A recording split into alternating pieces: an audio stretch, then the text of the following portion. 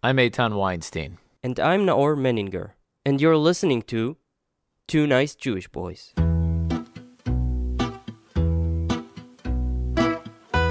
This podcast is made in collaboration with the Jewish Journal. George Lucas and Steven Spielberg are undoubtedly two of the 20th century's best and most influential directors and screenwriters. Rarely did these two collaborate, but the first time they did, they brought to life one of the greatest adventure series of all time, Indiana Jones. What is it that draws us to Indiana Jones and his archaeological adventures? Is it the quest for hidden treasures? Is it the thrill of uncovering the secrets of our long-lost past? Or is it the ridiculous, life-threatening situations into which he inevitably stumbles? Probably all of the above, and more. But for some people, watching Indiana Jones isn't enough. Jim Barfield, sitting here with us today, is a firefighter and a criminal investigator from Oklahoma, with a passion for the Bible and a fascination with the Dead Sea Scrolls, particularly the Copper Scroll, which, unlike the other Dead Sea Scrolls, is not a literary work, but rather a list of places. But not just random places, places where, supposedly, buried in the ground, are various items of gold and silver. In other words, a bonafide treasure map. So in a sense, today on the podcast, we're joined by a real-life Indiana Jones. Here to tell us the story of the Copper Scroll is Jim Barfield. How are you today? I'm wonderful. You guys are building me up way too much. Are you kidding? When I first read about this, Yeah. I knew about the Dead Sea Scrolls generally, but when I first read about the Copper Scroll, I was like, holy shit. So what Excuse my language, but this is so cool. What is the Copper Scroll? It's exactly what it sounds like. It's a scroll about 7 feet long, approximately 2 meters, and about a foot wide. And it's got 12 columns of Hebrew, ancient Hebrew, that describes the locations of what I believe is 57 locations of the most amazing treasures and temple artifacts that you could possibly imagine. Where is it right now? Where is the scroll, or where are the The treasures? scroll. The scroll is in Jordan, Amman, Jordan. Screw the scroll, man. Where are the treasures? Yeah, and the treasures, I'll tell you right up front, they're at Qumran. Qumran. Yeah. So wait, the scroll is in the possession of the Jordanians? How Yeah, come? because the Jordanians owned the property whenever they found the Copper Scroll. So they got the Copper Scroll, and they took it to Jordan. Is it in a museum or something? Yeah, it's in Amman. It's a matter of fact, one of the people that bought our book, the Copper Scroll Project book, he went into the Jordanian museum, and he was holding the book up, and he took a picture and sent it to Shelley. It was just awesome that the guy would do that. He loved it that much. That's amazing. It was And great. Shelley is actually the author of the Yeah, book? Shelley Niece is her name. Shelley Niece. And she did an amazing job, beautiful job writing the book. So let's go back a little. Okay. When does the Copper Scroll get discovered? By whom? How does the whole thing start? The Copper Scroll was actually found in 1952. They were actually doing an excavation. Most of the Dead Sea Scrolls were found by Bedouins doing illegal operations and selling them on the black market in Jerusalem and other places. But that was one of the most important scroll that they found, a legitimate excavation out there that turned up this Copper Scroll. And they accidentally found it. I mean, they were on the last few days, the last minutes really, of the excavation of the caves, trying to find more Dead Sea Scrolls, when one of the guys looked behind what looked like a false wall where the ceiling had collapsed down. He looked behind it, and there, sitting on a shelf of dirt, was the Copper Scroll sitting up there, and they grabbed it. And the Dead Sea Scrolls, if you can explain in a sentence, what are they? The Dead Sea Scrolls are all the text of Scripture are represented there except for one book, the Book of Esther. It's not found in the Dead Sea Scrolls. Other than that, you have all five books of the Bible, and then Yeah. the prophets, The and all. Torah, all the prophets, they're represented there. Now, some of them are only fragments, but they're all represented. But the thing is, it's the oldest remain of the Bible Right. that is known, and in Hebrew, right? Yes, it's all in Hebrew. Well, and there may be a few in Aramaic, but the majority it's of them are Hebrew. how many years old? Like 1500? No, 2000? They're much older than that. They're 2,000 minimum, and in my opinion, 2,300 years old. And there were some of them, of course, that were written during the early, like 181 BC. There was they're all The crazy the thing reason is that- it's word to word, like modern, like the Hebrew Bible we read today. Yeah. Is the reason Yeah. that they don't contain the Esther because that actually was written afterwards? No, I really, and I don't know that anybody really knows why they didn't include it in their library. But Because so that far, is the last. Isn't that the last book to be written, or am I mistaken? No, I don't believe so. But regardless, it's not there, and it's the only book in our Bible today that doesn't mention the name of God. But we I do know see. that they didn't necessarily find all the scrolls, right? We don't know that everything was found. So No. maybe somewhere there is a Dead Sea Scroll with Esther, the Book of Esther. Could be, could be. Seriously. Yeah, and I agree with that possibility. Okay, so the copper scroll is discovered in 1952. You 52, said, yeah. 1952, and then what's written on it? It is, like I said, it's 12 columns, and they list. It's a pattern. First, they tell you where to go. They tell you how deep to dig, and they tell you what to look for. And the majority of the treasures are buried at 7 cubits, which is approximately 12 feet, which is approximately 4 meters. Which is Well. probably deeper though today, or is it probably the same It's depth? I would say it's deeper because of the sediment and the dirt and the dust that's piled up on top of it, but not much. And all the locations there is around Qumran Caves. Every one of them except for one, and it's well, let me take that 2, but they're both the same location. And do they say what are the treasures Yeah. to be found? Yeah, they do. Most of them just say gems or ingots. Let me give you an example. There's one location that, and it's not the only one, but I'll tell you about this one. It says that there are 900 talents of polished gold. You know how much a talent weighs? It's like an apartment in Tel Aviv worth of gold. Don't exaggerate. Oh, Maybe one room. no, I promise you could buy a whole apartment complex with this. How much is a talon? 75 pounds is the best guess that they have. 75 In kilos? pounds? In kilos? That's like half a human. 30 kilos, I think. 30 kilos of... It's a guesstimate. I don't know if that. I'm not very good with the metric system. Yeah, it's about 30. 30. Wow. And there's 90 of those. 900. 900. Holy shit. Oh, Yeah, there's man. a lot. We're in the wrong business. Yeah, Ethan wants to sign up for the excavations. You know what? I get emails every day. Mr. Barfield, God has told me that I need to be on your excavation. Well, he didn't tell me. You tell him to tell me, and I will get you on there. Maybe his banker told him to. yeah, maybe that was it. But it's important to note that you don't plan on keeping these treasures. No, guys, this is holy. Yeah. This is holy items. I'm a religious man.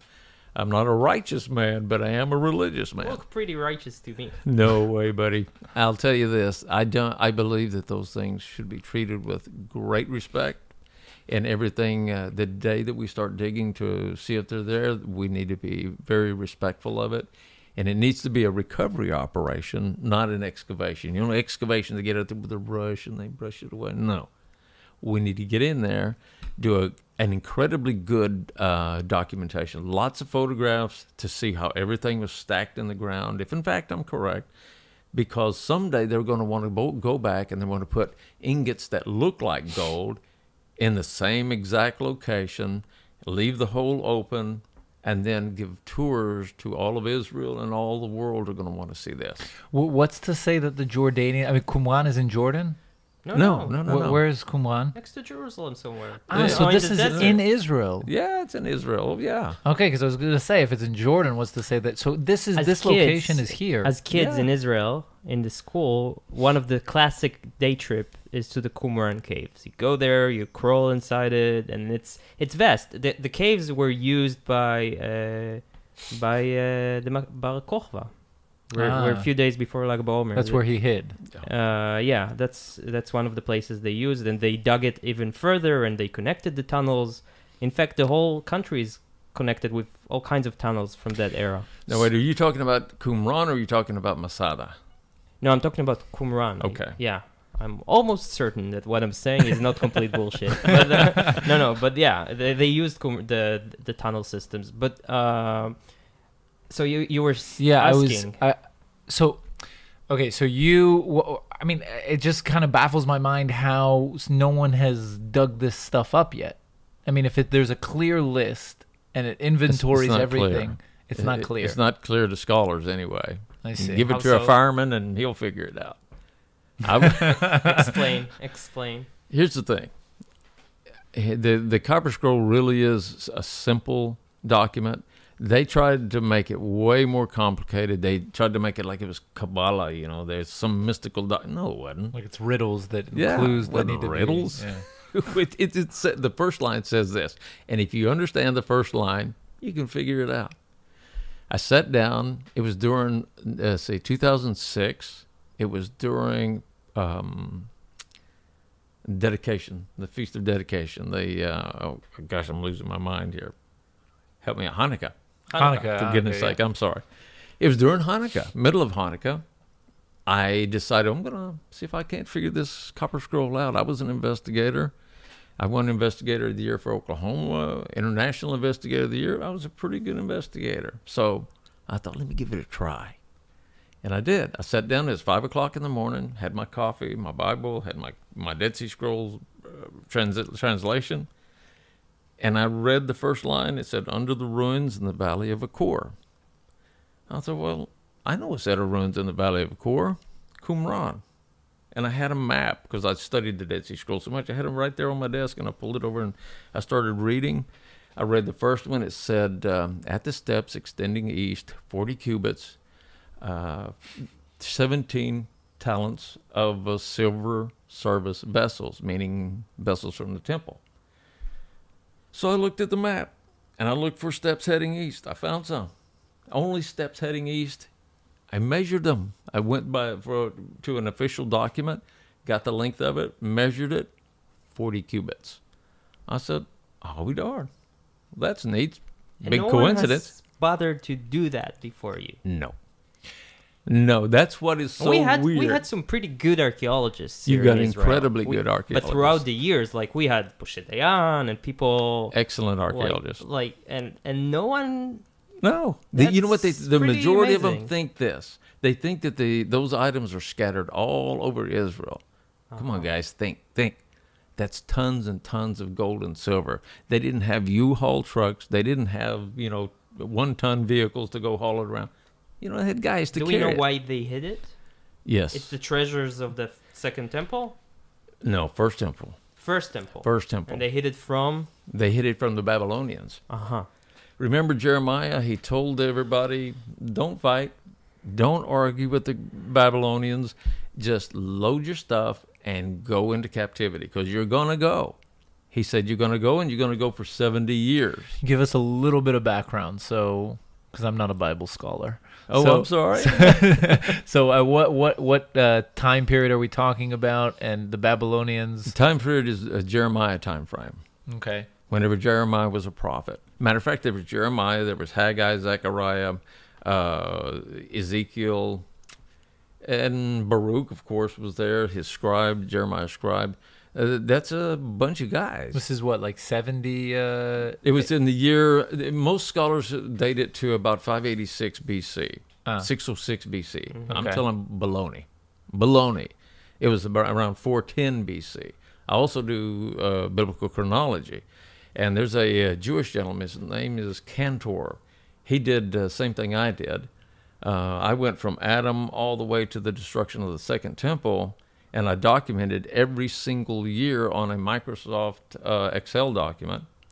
And as a matter of fact, I went all the way to the year 2040, past this time frame. And I documented everything, and I put it, if it says from Adam to Seth was 130 years, I recorded it. And from Seth to whoever after him, 150 years, I recorded it, and it's precise because it's a Excel document. If you do that and you trust what the scriptures say, oh my gosh, all of the prophecies are perfect. Wow. They're just, and I didn't do it to prove anything. I just did it because I wanted to put all the prophets with the right kings with the right prophets, and make sure I understood where they were placed in the story. Right. It's pretty confusing. It is confusing, especially if you're just reading Jeremiah. That book of Jeremiah is just jumbled up. Yeah. Zedekiah will be here, and then Josiah will be here, and then, it's just jumbled up. Well, I put it in order. I am very... some people say anal, but I don't like that word. Say OCD. OCD, that's a good one. I am. And I've got to have everything lined up. That's why I did so well in the military. I liked everything lined up. But the fixation on the Dead Sea Scrolls initially, how did that come about? Bible study. I love Bible study. Once I got into it and I quit drinking and running around and chasing women, I thought, you know what? if I'm gonna do this, I don't want some... In Oklahoma, you don't want some preacher I didn't want some preacher telling me what to believe. I didn't want the rabbis telling me what to believe. And with due respect to both groups, I didn't want that. I wanted to read it for myself. So, okay, I want to get into your personal story, but before that, I feel like there's still a couple of holes to fill, because I guess it's a double entendre. But there's a couple of things that I'm trying to understand. So, how is it? I mean, could it possibly be that someone has already raided these sites and the treasure is no longer there? I'm sure that there's a portion of it that's gone, because whenever they came back out of the Babylonian captivity after the 70 years, they needed money. They needed money to build Zerubbabel's temple. Zerubbabel's temple was a pathetic little thing compared to Solomon's. It was very tight. They even cried over it because it was so pitiful. But they needed money. So in the book of Haggai, it says, the gold is mine, the silver is mine, thus saith the Lord. Well, Haggai was actually one of the guys, if you believe what is said in Emek HaMelech, it says that those two boys were the ones that wrote down the instructions. They were the ones that wrote the Copper Scroll, along with 3 other guys. So a total of 5 men wrote the Copper Scroll. And they did that, and the reason they divided it into 5 groups would be why. One group buried 12 locations, another one 10, and I don't remember exactly what they are, but they divided it up, those 57 locations, so that if one man in that team went bad, and he goes back years later to dig it up, because that stuff belongs to God, they would only get one-fifth of it. 1/5, thank you. 1/5 of the treasure. They wouldn't get it all. But I believe there's none of it that was pilfered. They went back and got a portion of it just for the rebuilding of the temple. But I talked to a rabbi about this. And the gold and silver that's out there now in the vessels, a lot of vessels from the temple time frame. He looked at me, he said, Mr. Barfield, this is the dowry for the coming bride. And it just lit up inside of me. I never thought of it that way. This is like any other bride. When the husband comes, the father he's got a dowry set up for her. He said that's what this is, and it makes so much sense to me. The coming bride being Israel being reunited again. All the documents that talk about the Copper Scroll. There's 2, and there's others that talk about the temple treasures. It says when those treasures are brought back, it will be the time of the coming of the Mashiach, and it will be the time of the regathering of the nation of Israel. Because the regathering of the nation of Israel happened in 1947. That's when it all began. It's not over with yet. And if you believe that Trump is King Cyrus, his job is not done yet either. Because Cyrus also, not only did he help start the temple being rebuilt, he brought back all of the vessels. So I'm going to need to call Trump when he gets here in a few days. What's tomorrow, isn't it? Trump's not that we expected to be here? Not that we know of. You guys don't keep up. Yeah, seriously, I believe he's supposed to be here. There's the convention next month, maybe. Next month? In the Middle East, yes. Or in beginning of June, like in a week or so. Maybe that's... Well, either way, if you get him on the line, that's... Yeah, I'll get him on the line. I'll tell Donnie, buddy, listen, you got to go get the treasures. They're at Qumran. So, okay, so where does this really meet you? Like, how do you, you said that you started getting interested in it from your own Bible study. Did you grow up religious? Oh, my gosh, no. Really? So No. how did you kind of find your way towards religion? Well, we'd been out drinking and dancing on the weekend, me and my wife. Tuesday night, you got to understand I was Christian at the time. Hey, we come home from a Saturday night going out drinking and having a good time. I mean, we weren't terrible people, but we weren't living for God. It was a Tuesday night. Wednesday night, they always have Bible studies in Oklahoma. And she said, I said to her, you know what, Laurie, we need to make some changes. I said, we need to start going to, it wouldn't come out. I mean, it was embarrassing to me to say we need to start serving God. But when it did, I was angry. And she was laughing at me. She said, good, because tomorrow night, Heather and I, which is my little girl, we're going to church in our little hometown. Same time, we came to that understanding, and that's whenever I began. At that time, I didn't know anything about the Bible, but that's where it all began. And what do you mean you weren't living for God? I mean, what felt wrong in your life, I guess? There's a feeling of emptiness that I can't explain that I experienced, a feeling of emptiness. But whenever I decided to turn to God, I'm telling you, the next day the sun was brighter. It was strange. It was like a revelation had been given to me, and it was a wonderful, warm, and exciting feeling. And I told myself, I'm going to dig in, just like I told you guys earlier. I'm going to dig in because I want to know what this is all about. That's where all this began, and that's what led me to the Copper Scroll Project. But from just, being curious to the mission you embarked on, there's a crazy gap. I mean, how, you know what I'm saying? How did you decide to go to this? Like, you decided basically to devote your life, right? Yeah. To that cause. Yeah. Well, the first step was making what I like to call making aliyah to God. The next one was making aliyah to the understanding, the scriptures, the Torah, the Tanakh, the whole thing. And I'd already been studying about the Jesus time frame. But she and I both, my wife and I both came to the conclusion that Torah was wonderful and totally life itself at the same time, which is strange in Oklahoma. They read the Old Testament, but then that's what they call it, the Old Testament. Well, baloney. It is the Word of God, and that's where it all started coming together. And I started studying everything Jewish, all the holidays, I even tried to buy a set of the Talmud so I could start reading that. There was just an incredible desire. It was beyond hunger. It was just incredible. And I just dug into it. And you said you told me before, keep in mind we were Christian then. Are you no longer Christian? Not in not in that sense at all. Matter of fact, I went before a bit then here in Jerusalem. I went before a bit then, I became what is commonly called Noachite. I don't like that because everybody's Noachite. It's Ger Toshav. It's what we became. My wife, a couple of my buddies. That's what we did. Meaning, so you didn't convert to Judaism, but No. you kind of accepted that Christianity isn't the true religion. Judaism is, but I'm not Jewish. Well, let me tell you this. Is that Qumran is going to make some serious changes and have some incredible revelation to both religions. And I don't mean that in disrespect in any way to either religion. I certainly lean way, way, way, way more toward my Jewish brothers and sisters. But I didn't convert for a reason. That reason is I didn't know what I was doing, and if I made big mistakes or made mistakes, I didn't want my Jewish brothers getting blamed for it. And that's truly the way I felt. Now, my son-in-law, he is conservative. And my youngest son, he is in the process of Chabad.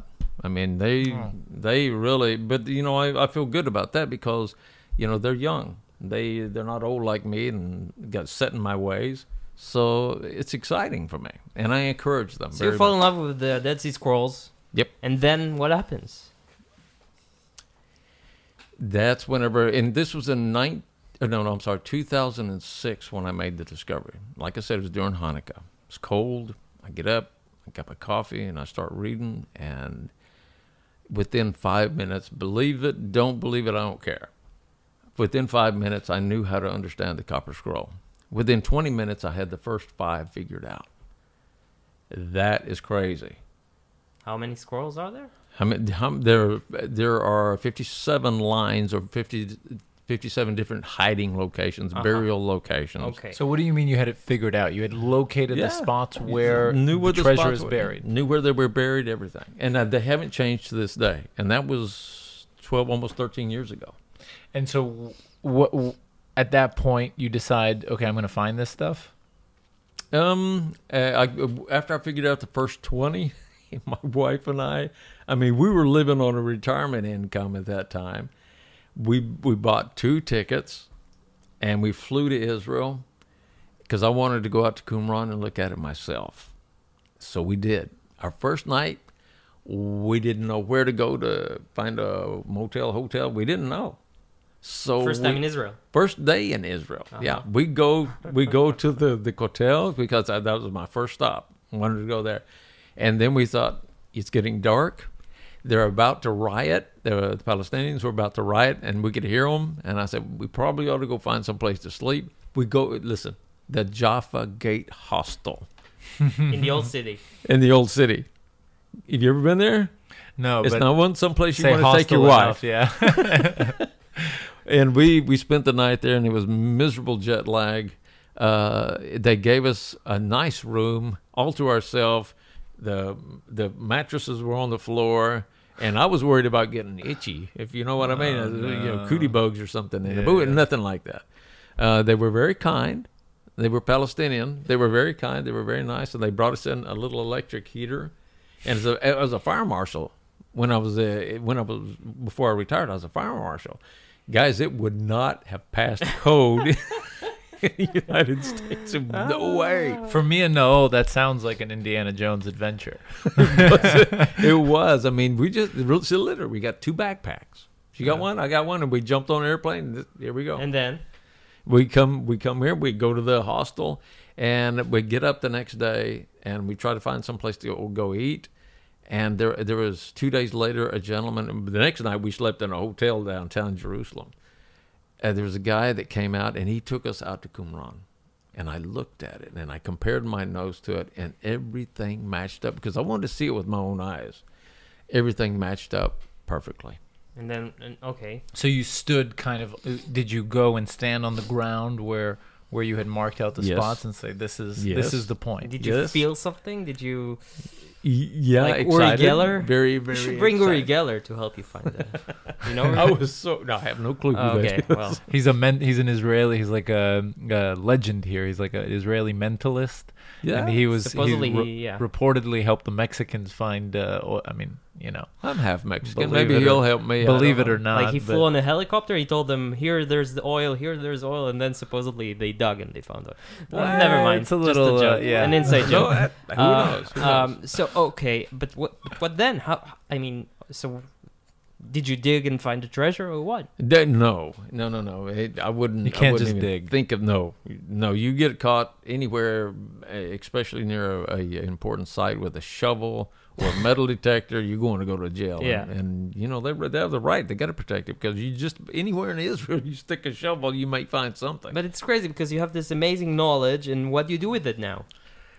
Be patient, because it took me from December to June the 22nd to complete a document. My research document is about 290 pages long approximately, and I've got everything done. I did it in the same format that the Israeli government does their antiquities reports. Same format.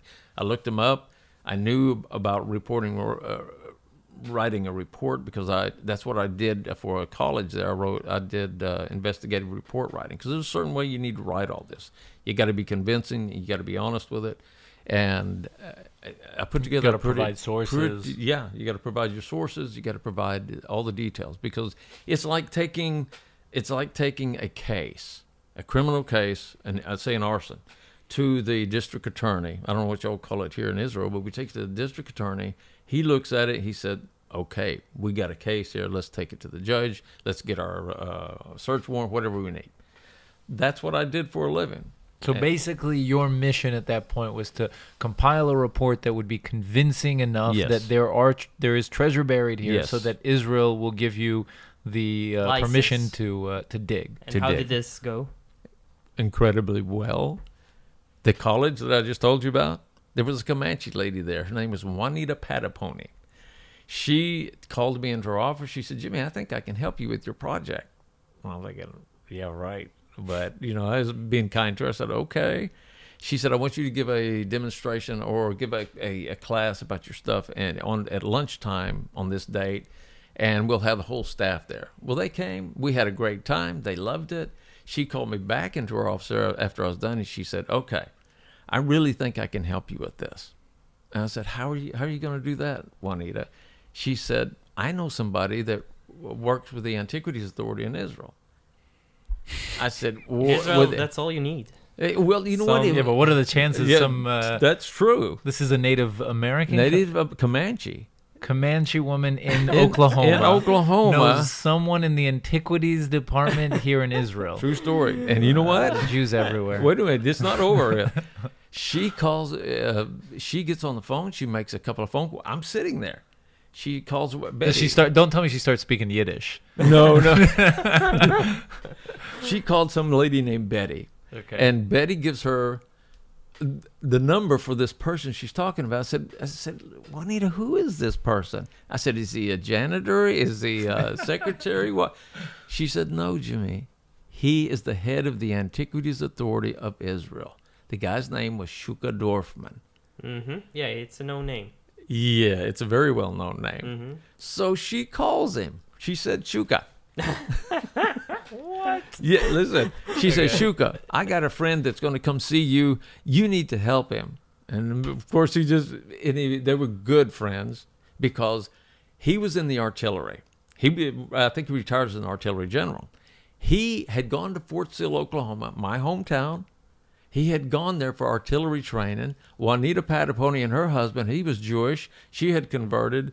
They were sponsors for the military guys coming to train at Fort Sill. Wow. Shuka was one of them. Him and his wife Talma and their children. That Amazing. Was crazy. Amazing. And he said, "Okay."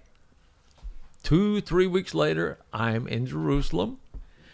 He comes to the Jerusalem Inn where I'm staying at, a little cheesy inn. They pick me up in their car. They take me to the Citadel Hotel overlooking the old city. Much better than the Jaffa Gate Hostel. A little cleaner, but you know what? He picks me, takes me. We sit down at a table. Shuka's sitting at my right hand. Chris Knight, my buddy's sitting over here. Talma, his wife, is sitting over there. Shuka's wife. You need to give the pitch. Which pitch? You need to give them the pitch at this point. Yes. Yeah. I'm sitting there. I've got my research in my hand. And he asked me, "Okay, Mr. Barfield." He brought me a nice book. He did, all the kind things you do as an Israeli. He did all this stuff. And he said, "Mr. Barfield, what can I do for you?" I said, "Mr. Dorfman, it's what I'm going to do for you." He said, "That scares me." And I said, "I'm serious." He said, "What is it?" He said, "What are we here for?" I said, "You ever heard of the Copper Scroll?" He said, "Of course." I said, "Well, I think I figured it out." You should have seen him, guys. He just melted. And he was very kind, but he's like, "Oh my God." Another wacko. Meaning, exactly. Okay. He thought I was nuts. And he said, "Mr. Barfield, we're here. Let me see what you got." Listen, I showed him the first location. I opened it up, I showed it to him, and he's leaning back in his chair, like I'm putting him out. He's still a gentleman. He's got background in, I'm assuming he's got background in archaeology, so he understands it. Because I feel like if you opened up your research paper in front of me right now, I wouldn't be able to tell if you're a wacko or not, because I wouldn't understand. Yes, you would. You could would? tell. Yes, I'm telling you, you could tell. Okay. It's that simple. Okay. That's what he's leaning back and he's looking at it, and his eyes bug. And then I showed him location number 2. He leans forward and he puts his, and location number 3, he pulls it closer to him. When I got to location number 4, which gets every one of them, he said, "Stop." And I thought I'd made him mad. I thought he was angry with me. It wasn't the case. He reached into his leather bag and he pulls out a phone. He dials it in Hebrew. He's talking, and I You only understand ancient Hebrew. Ancient Hebrew. I don't. That's modern stuff. But he does. He starts rattling off some stuff to the secretary. I could tell that. And then he gets to a certain point. He said, "Can you come in Tuesday?" I said, "Well, maybe, yes, I'll be here." And he said what he was doing. He was making arrangements to get Yitzhak Magen and Yuval Peleg. Yuval was the lead archaeologist out at Qumran, and Yitzhak Magen was over the entire Judea, Samaria, and the Gaza Strip. That was his. He was over all of it for the antiquities. They come in. The shit Jerusalem. Begins to be serious. Oh, it's getting real serious. At this point. Yeah. What year is it? At what point is this? 10 years ago. 2007, I believe. Okay. About a year after I made the discovery. I think it was actually very near Hanukkah again. So I come in. They walk in ahead of me. Me and Chris are sitting out there waiting. They walk into Shuka's office. Then they call me in. Here we go again. I get my stuff. I lay it on the table. The younger guy, Yuval Peleg, a wonderful guy, he's very interested. The older gentleman was angry to even be in the room with me. But the other, Shuka's sitting here, Yuval Peleg sitting here, and they're reading it. And in Hebrew, they're saying things that I couldn't understand. However, as an investigator, you always remember to have your recorder going. I had my recorder going on the table so that I would know what was being said later. Well, there was a rabbi waiting on me so he could translate whatever was said in the conversation. In the conversation, they said, Yuval says to Shuka Dorfman, he said, "I think this guy's done it." Meaning Jim Barfield has figured out the Copper Scroll. And Shuka says to him in Hebrew, "We'll tell him." He said, No. He said, "I want to hear more." So I give him more. It was about, I think it was Passover whenever he agreed to do it. I called Yuval Peleg and I asked him, "Would you be the lead archaeologist on this project?" He said, "I would love to." That's a smart move.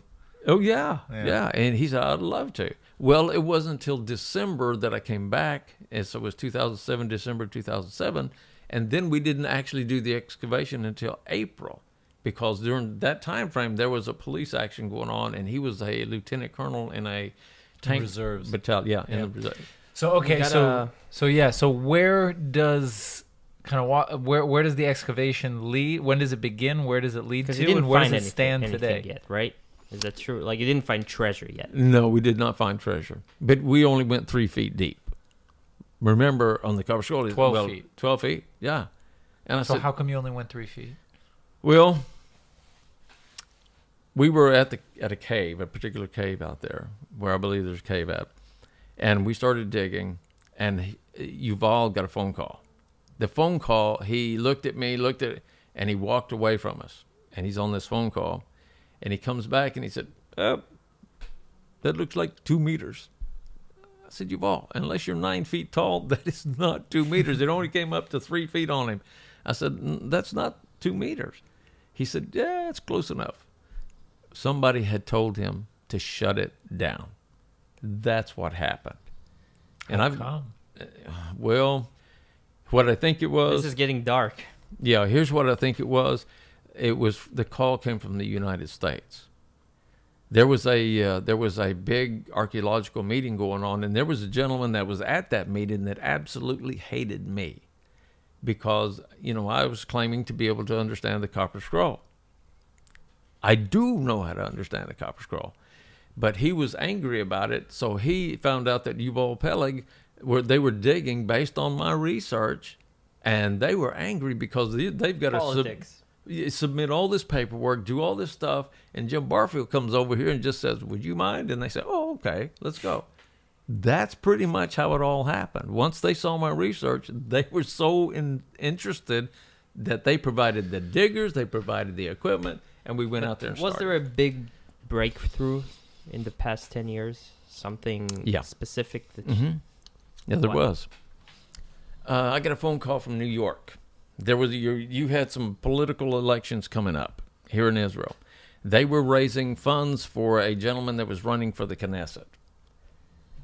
Well, he got it, and he was already in the Knesset, and he became the deputy speaker of the Knesset, and he came over to New York. I went to New York just to speak to him, and I was showing him my research. By the time I had showed him the 4 locations, he was in. He was on board with me. He was saying, "Mr. Barfield, why are you not digging?" I said, "Because your government won't let me." He said, "What do you mean it won't let you?" And I explained it to him. Who was it? Yeah. His name is Moshe Feiglin. Okay. Regardless of what you might think of his politics. No, I just voted for him. I love the guy. And he's got chutzpah. And there is no doubt about that. Because he said to me, he said, "Jimmy, you know what? When is the next coming? When are you coming to Israel again?" I said, 1 month. He said, "Meet me at Qumran." I said, "Why?" He said, "I'll do the scan. I've got diplomatic immunity. They can't do anything to me."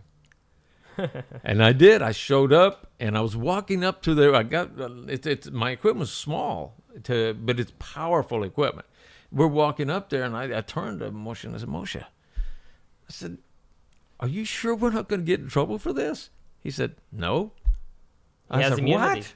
Yeah, he has immunity. Yeah, but I don't have immunity. I'm walking up there with him, and I said, "Moshe, you don't know?" He said, "No, I don't know." I said, "Have you got an attorney?" He said, "Of course." I said, "Is he going to protect me?" He said, "Probably not." And we just go through. I looked at Chris, and I said, "Oh, my gosh, we are in. We're going to do this no matter what happens." We go up there. We start the scanning. The guard comes up, got his guns on. He comes over there, and Moshe said, "Let me speak." He talked to him. The guy gets on the phone, and he calls down to the buildings down below where all the bosses are at. I knew the guys down there because I'd had a meeting with them just a few months before. Yeah, you'd already been here digging. No. Okay. No. This isn't the same location. It's a different location. That wasn't about that. I had Etan Campbell. He was the head of Masada. He and I were buds. We met on a rod. We go to the same little bar, the restaurant. We drink beer and talk. Anyway, he sets up a meeting with the head of Qumran, the head of the National Parks Authority, the lead archaeologist for the National Parks Authority, and several other dignitaries within that organization. They meet me at Qumran. I show them my research. 1, 2, 3, 4. The guy that was the archaeologist, he looked at me as he came in. He said, "Mr. Barfield," he said, "I apologize. I told you I'd be here an hour." He said, "I'm sorry, I can only stay 30 minutes. And I told him this. I said, "If I can't convince you in the first 15 minutes, I will walk you out to the car, open the door for you, and hug you and turn you loose." An hour and a half later, he was still sitting there. He was going, "We can do this, we can do this, we can do this." And so what's the breakthrough? The breakthrough was the scan. Guys, we scanned 4 locations. What do you mean by scan? Scanned, we took this big metal detector. The head on this metal detector is 6 feet wide, 6 feet long.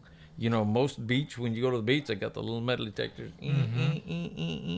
This one was huge. It'll go down to 50 feet. It can tell the difference between ferrous and non-ferrous metals, which is non-ferrous metals are what?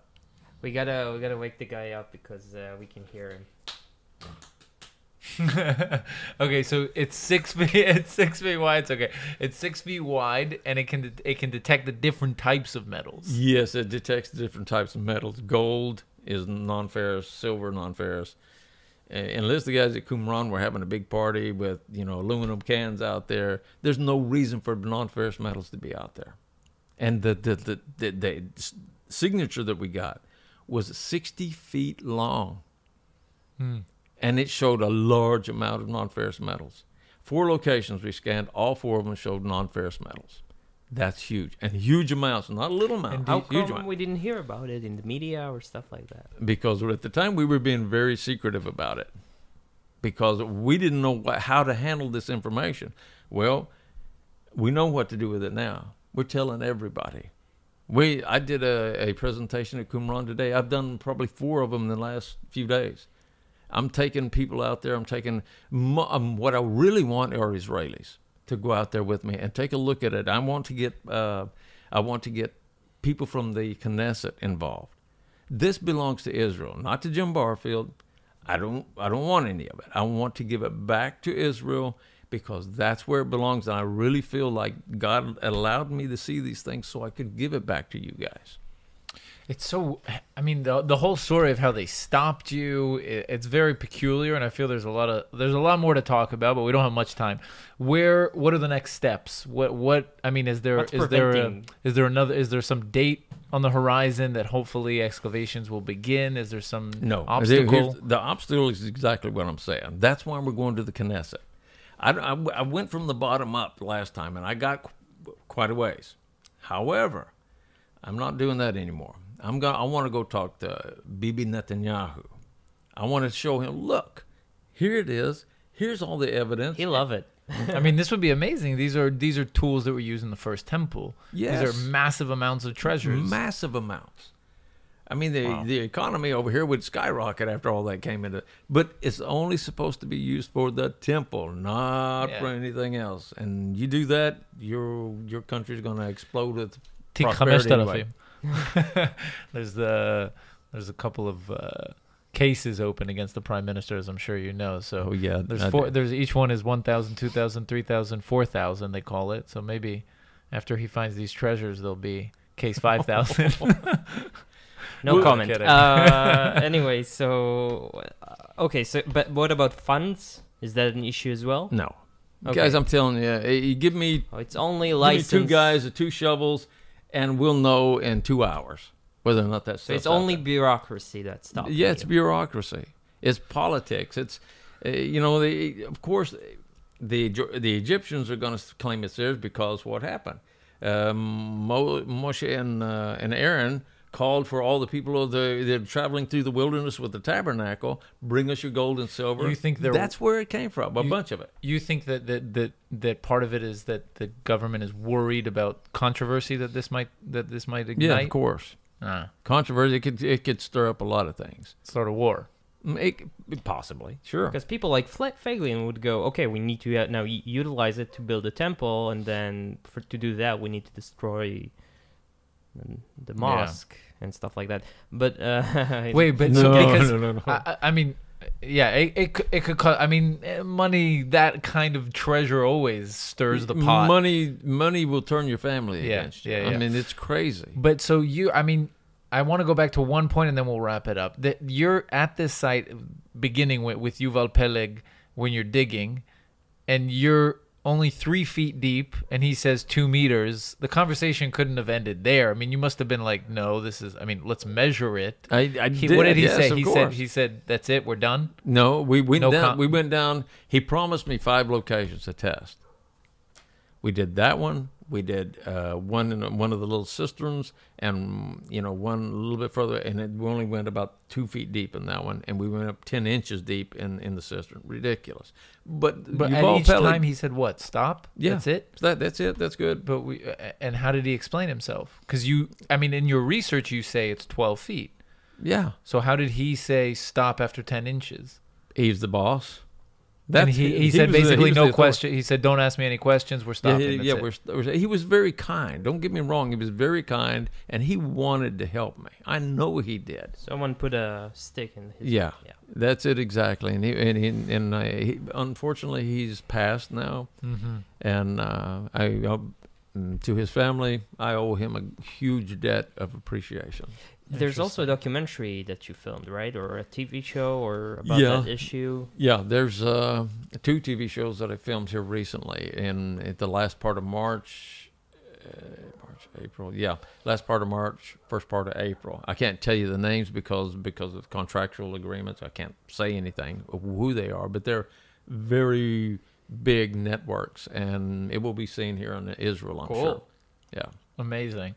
Okay, and if people are interested, they can find the Copper Scroll Project online. Yeah, just Google whatever search engine you use. And there's the book. Yeah, and then there's the book, the Copper Amazon. Scroll. It's on Amazon, and a lot of the bookstores are really starting to pick up because it's starting to sell now. Can people help you in any way? Yeah. How? Pray.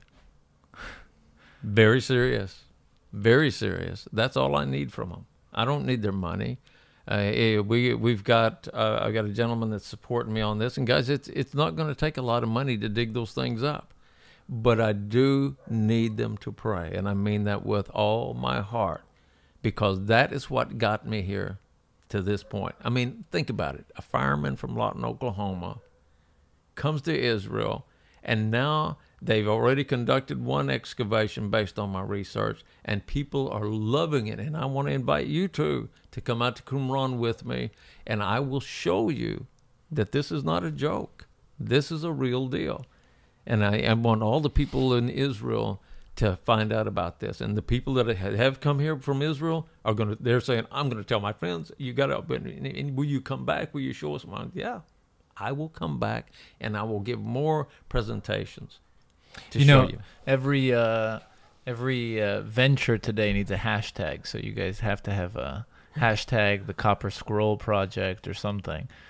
Get it started on social media so people will start sharing, and you know what I mean. We want to create a storm out of this. So. Yeah, but I'm 64 years old. I don't know how to create a media storm. You need an Instagram account. You need a Facebook page. Facebook. You just need to appear on a good podcast. That's it. There you go. Yeah. And guys, put it out there and tell them. We will. I don't want money. I want them to pray. I want them to talk to their Knesset members. That's how they can help. Yeah. Is to tell their neighbors, talk to their neighbors about it. And so guys, get informed. Check it out, the Copper Scroll Project online. You can find the book by Shelley Neese. Mm-hmm. They have a website with a lot of great content on there. Check them out, the Copper Scroll Project. And stay alert for the upcoming documentaries. Yeah. Amen. Thank you so much. It was such a pleasure. Guys, I very much enjoyed this. You guys have been, and I apologize for the problems I've had the last few times, but and you want me to come back, I will come back and tell you more. That's amazing. We will take you up on that. After you find the gold and you're a huge international star, you'll come here with one big talent. This is the first place, right here. I'm coming here. Don't forget us. So before we go, we have a collaboration with the Jewish Journal. It's a Jewish website and a newspaper in Los Angeles. They're at jewishjournal.com, and there you can find articles and podcasts, and they help us out. So check them out, guys. And guys, we do this on our free time, so we accept donations to njb.com/donate. We do need donations. Unlike the Copper Scroll Project. Thank you so much. Thanks for coming. Such a pleasure. Absolutely. And good luck. Bye, guys. Thanks.